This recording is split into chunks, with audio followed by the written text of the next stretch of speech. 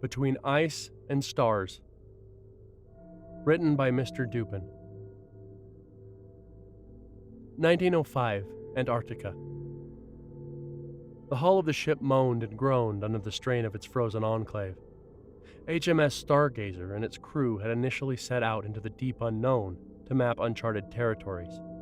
But winter descended quickly upon them, and they found themselves trapped between stars and ice for months. Supplies were running thin, and the captain of the ship, a tall and clean-shaven gentleman by the name of Gerald Northington, had assembled groups of hunters to venture out in search of seal meat. The most recent hunting expedition had yet to return, and Northington was pacing anxiously up and down his quarters. A knock on the door. His first mate, William Ward, called him. He was a gruff man with a strong jawline, harsh mutton chops, and dark eyes, and the hard-boiled personality to match his rough looks. "Sir, the hunting party has returned. John Hopkins is dead. The rest are in the bridge of the ship." The two men made their way up to the bridge, where they were greeted by the shivering and mumbling hunting party. The most resolute of the group stood up and took it upon himself to report the happenings of the tragic excursion. "We spotted a seal on the other side of the big frozen lake, the one near the ship. We tracked it down and we decided to split in order to flank it. We managed to ambush and wound the seal, but John was nowhere to be found. We searched for him across the northern coast of the lake, and we eventually found him near the opening of a cavern." The sailor took a moment to regain his composure. It was too late. He was already stiff, clutching in his hands this damnable statue. We did the decent thing and carried him to this ship, so he can rest under British sails. He's now in Dr. Edgar's office, getting an autopsy," William, the first mate, interjected. "All right, gentlemen. My condolences. Get some much-deserved rest now," Captain Northington motioned to the hunting party.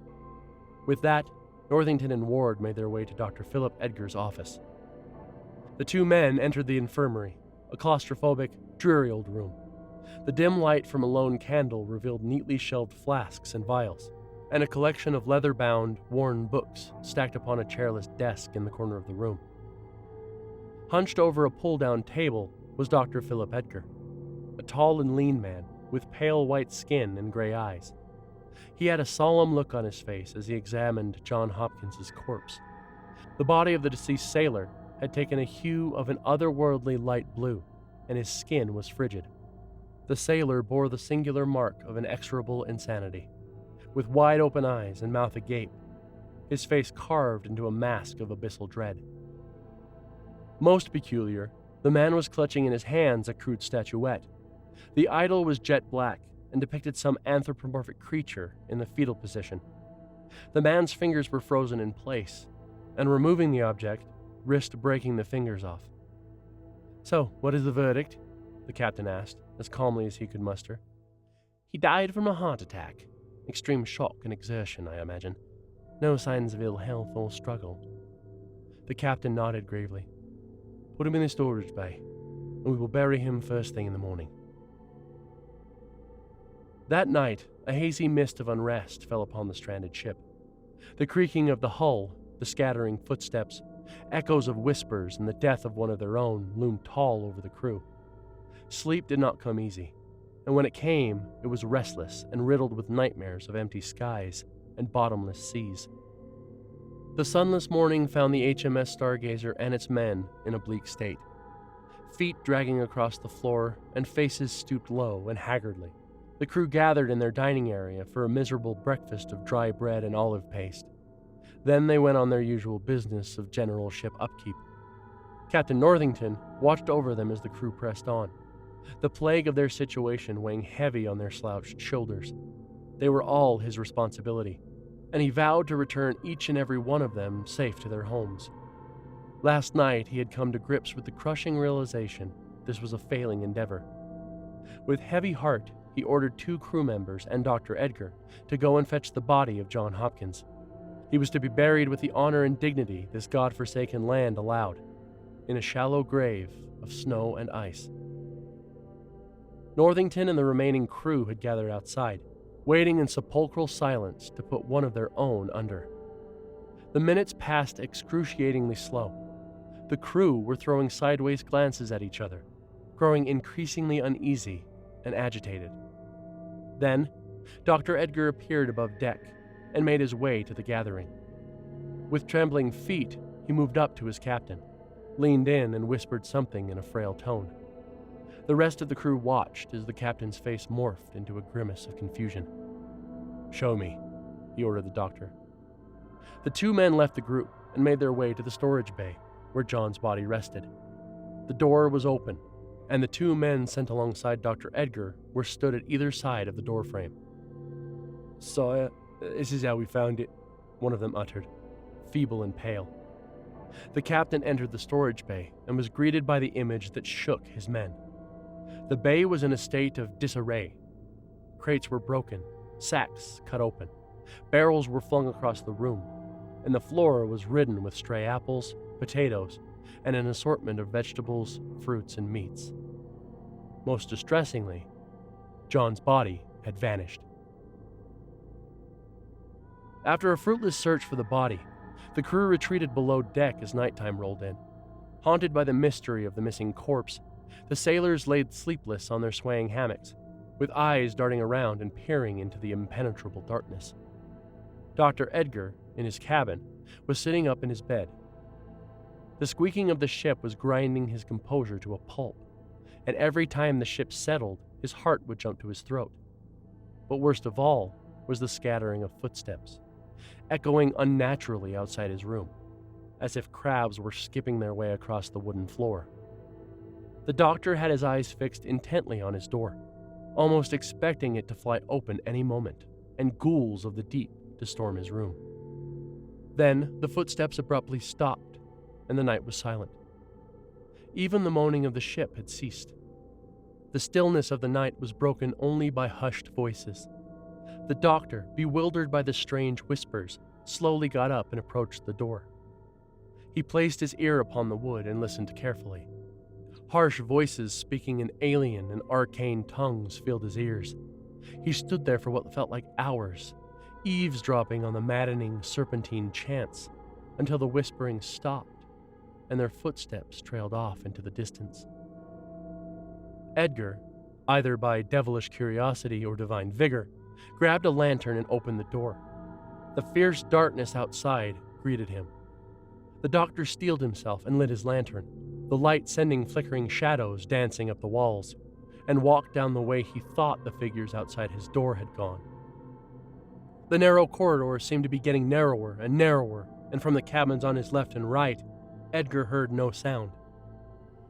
He felt perfectly alone in his bubble of light, until the clacking of footsteps echoed on his left.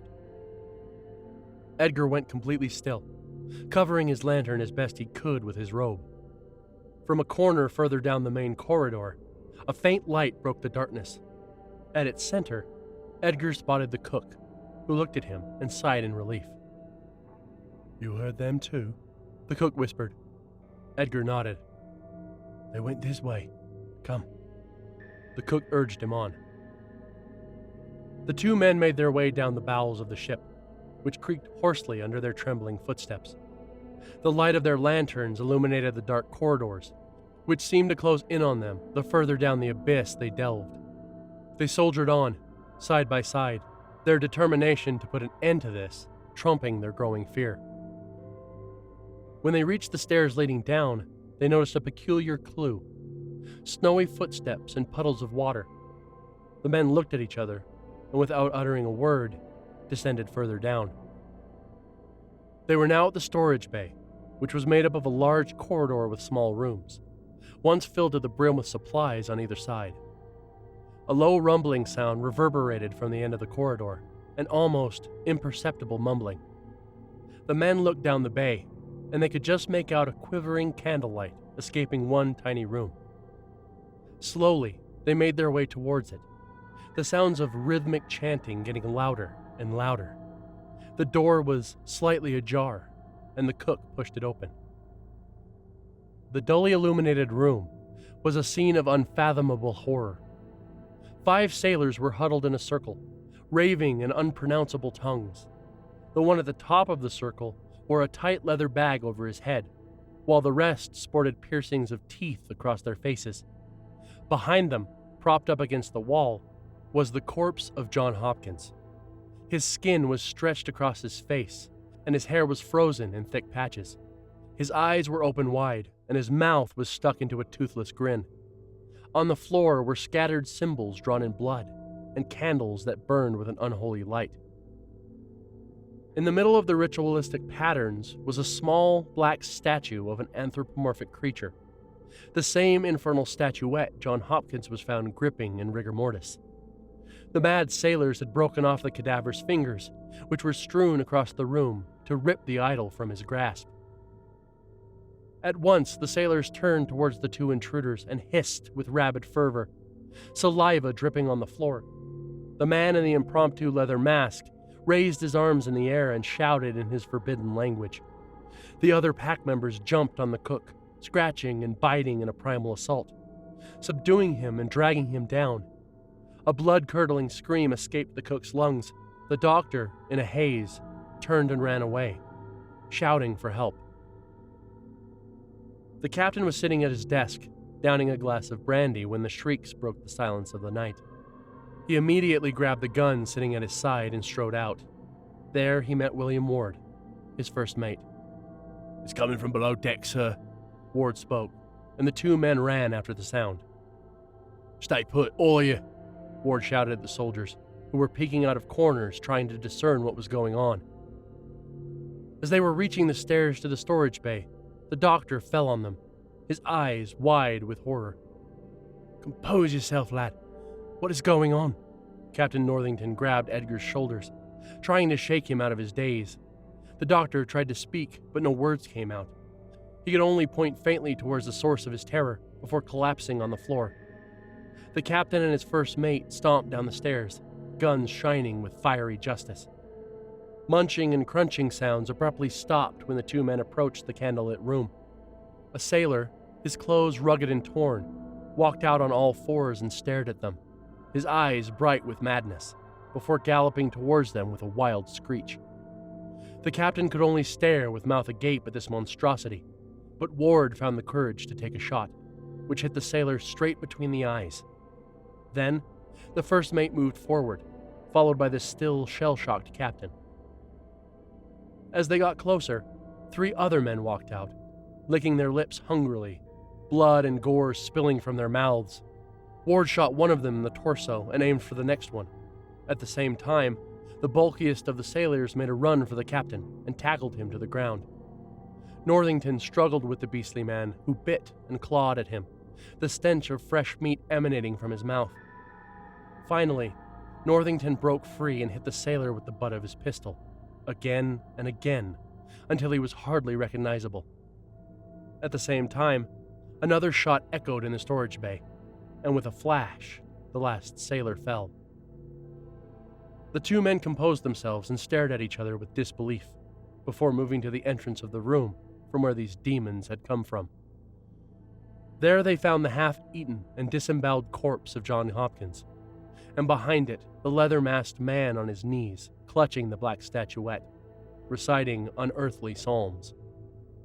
The man didn't react to the intrusion, and when a bullet was shot through his skull, he fell backwards in silence, his diabolical monologue reaching an abrupt ending. The statuette fell down hard, making a dent on the wooden floor. The two men stood on top of it in silence. The small item seemed to have a strange pull on their psyche. Their minds were filled with blurry visions of cyclopean cities and fallen stars, of shadowy figures and unearthed tombs. Then, an image rose above the others with crystal clarity, that of a frozen cave, throbbing with an antediluvian malice. No word was exchanged, for the men knew what they had to do. They had to return the wretched statuette to that abhorrent cave. When they reached the upper deck, an eerie stillness enveloped them. They took tentative steps forward when they felt movement on their side. Ward grabbed a lantern and shone it down the corridor. A group of sailors scattered away at the shining of the light. The captain and his first mate slowly made their way across the deck, Northington holding the statue in a white-knuckled grip.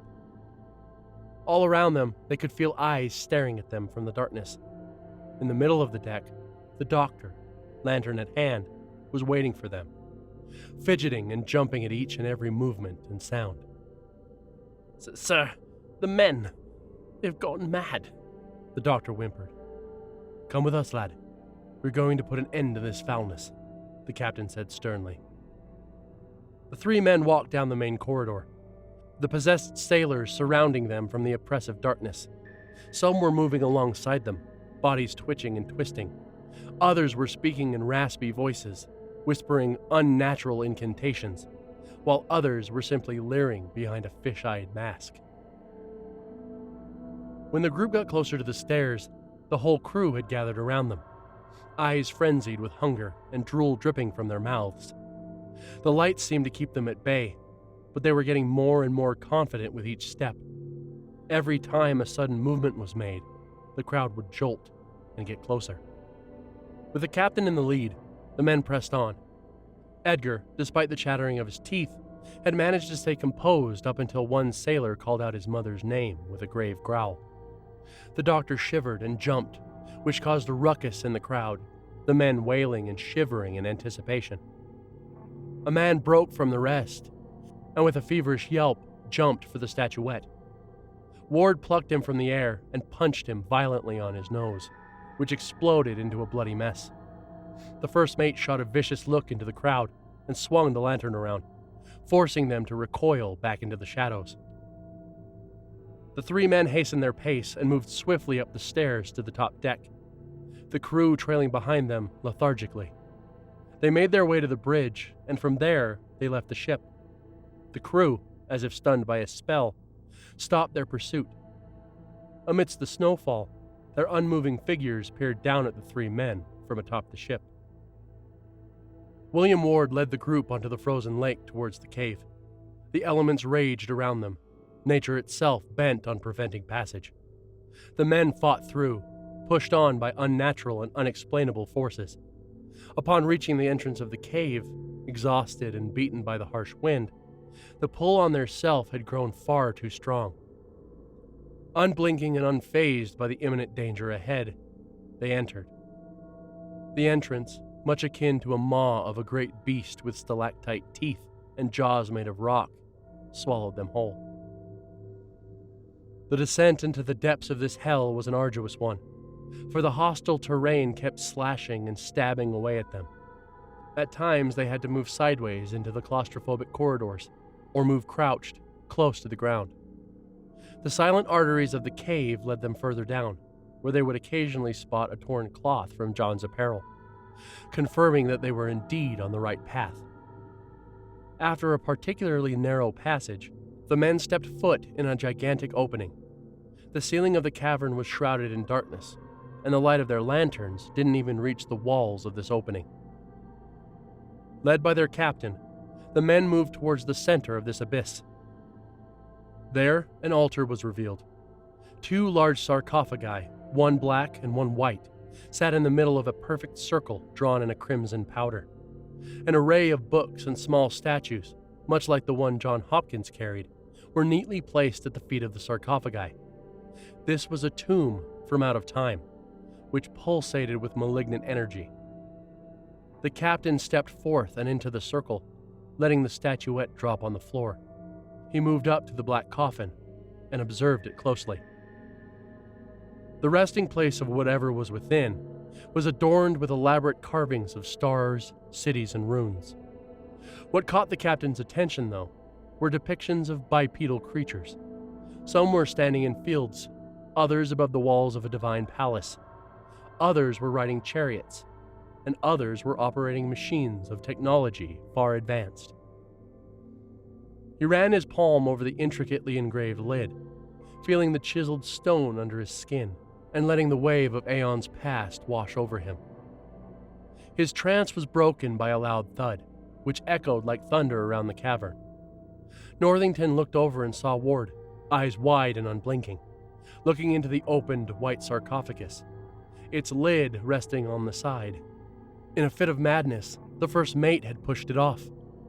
Cracking was heard from within the sarcophagus, and a white talon shot up and stabbed Ward in the chest, retreating back inside and letting the poor man fall to the ground.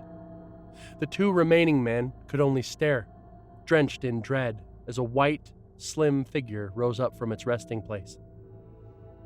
The anthropomorphic, bipedal creature was standing tall above the men, its head elongated and its eyes whiter than snow. It moved clankily towards the black sarcophagus, and with a swift motion, it threw the lid away. Then it waited. A black hand with sharp claws grabbed the edge of the sarcophagus. A beast similar to the first one, but black and bulkier, stood up. It towered over the captain, who could only stare in disbelief, as a long claw struck his neck, cleanly cutting flesh and skin. Blood spurted out of the wound as the beast grabbed the captain from the shoulder and lifted him up to meet its gaze. Then, it brought its face closer, its maw opening wide. A fleshy tube emerged from the creature's mouth, approaching the newly opened incision. Then, it spilled a myriad of black insectoids down the wound, which crawled under Northington's skin and disappeared in his body. The captain's lifeless corpse was dropped to the ground. At that, the doctor started running, his heart pounding heavily against his chest. He ran through jagged grounds and narrow passages, the hard edges tearing at his clothes and skin, pushed on by a fear most primal. He flew up the rough terrain and reached the opening of the cave, his mind in shambles. He stumbled out, his knees buckling under the weight of the horror in the cavern, and his eyes burning with the travesty that had unfolded. Outside, no snow was falling and no wind was blowing, as if nature herself cowered away from this damned corner of the earth. The sky above lay bare and starless, a heavy veil of blackness over the pale ice. In his derelict state, Edgar stepped on the ice and started walking aimlessly further down the maw of nothingness. He must have been walking for ages towards the monochromatic horizon when a crack echoed across the air and sent shockwaves down the ice. Then, another cracking sound, and another, and another. When the sounds merged into one crescendo of cacophony, the surface in front of Edgar exploded. When the storm of ice shards settled, a gargantuan head was revealed, a perfectly symmetrical, hairless head, much to the image of man, but distorted and corrupted. Its onyx black skin seemed to eat away at the surrounding light, while its lidless eyes gleamed a malevolent white. With a creaking sound, its mouth opened. A murky ooze dribbled out, and from the pits of this monstrous creation, a tendril-like appendage appeared. At its top stood a single white eye, with its black as midnight iris darting around manically. Suddenly, the infernal eye locked its gaze on Edgar, boring into his very soul like a cyclopean drill. A wave of primal dread washed over the doctor's body, relegating him to mere vermin cowering under an apex predator. He tried to run, but his shattered nerves failed him. He collapsed on his back, his eyes glued to the third eye of this unholy giant staring down at him.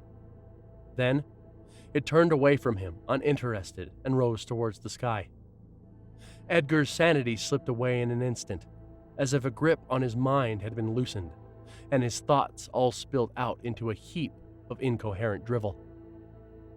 His eyes trailed upwards, where they got lost into the infinite darkness of the sky, just before the overwhelming tyranny of black was broken by a streak of red, followed by another, and another, and another.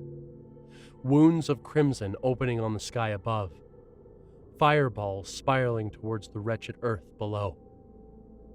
He was calling them down, his children, his outcast angels. He was calling them all down. When Edgar regained his senses, he was in the middle of the glacial lake, snow falling heavily around him and the stars shining bright from above. He tried to get up, but he slipped back down. "Here, grab my hand," Captain Northington shouted through the wind. "No," Edgar shouted as he stumbled to his feet. "It cannot be," he whispered, strands of insanity beginning to slither in his mind. He stood bewildered in front of the once dead captain. And that's when he saw them. The captain's eyes. They were blank and gray, all the color drenched from his irises. Then, with a blink, they were back to normal. Teetering on the brink of madness, Dr. Philip Edgar ran into the snowstorm, his screams echoing in this frozen antechamber of hell until the eternal night claimed him.